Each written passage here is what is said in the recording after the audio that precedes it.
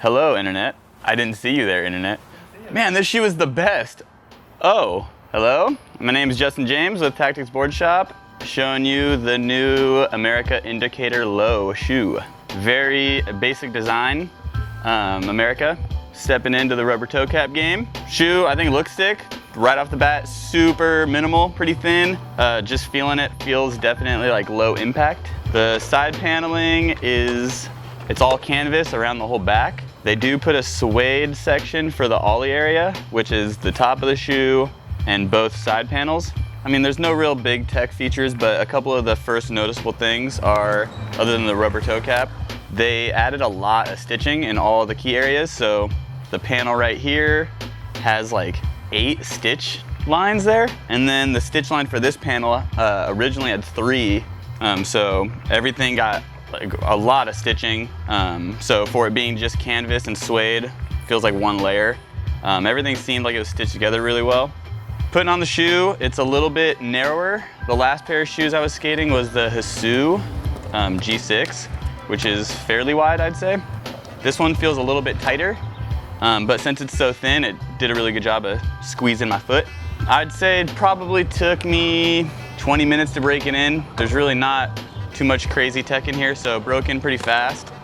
The toe cap was nice. It was a little bit grippier than most of the shoes I skated, but it wasn't a night and a day kind of difference. So I didn't really have to adjust my tricks, just pretty much wore them for an easy sesh and was good to go after that. This shoe in my hand is about 2 weeks old, something like that. It wears like a fairly basic shoe. I'm not surprised at how much it's worn in, not disappointed or anything. The rubber toe cap seems to be blending in really nice. It just kind of wore through and you can start to see the suede underneath, but nothing's been peeling or separating. You could still even see the original stitch marks, even though a lot of the stitching is ripped. There's no like tongue support, so the tongue can move around freely. It's really thin, just one layer canvas, but that kind of helps the shoe breathe a little bit. I noticed my foot did get a little bit sweaty. They offer some eyelets on the inside, but foot got a little bit hot, but it's pretty thin, so it wasn't a big deal. After wearing the shoe for about 2.5 weeks, the one thing I did have to do to it is I had to switch out a pair of laces. They broke after like 3 days.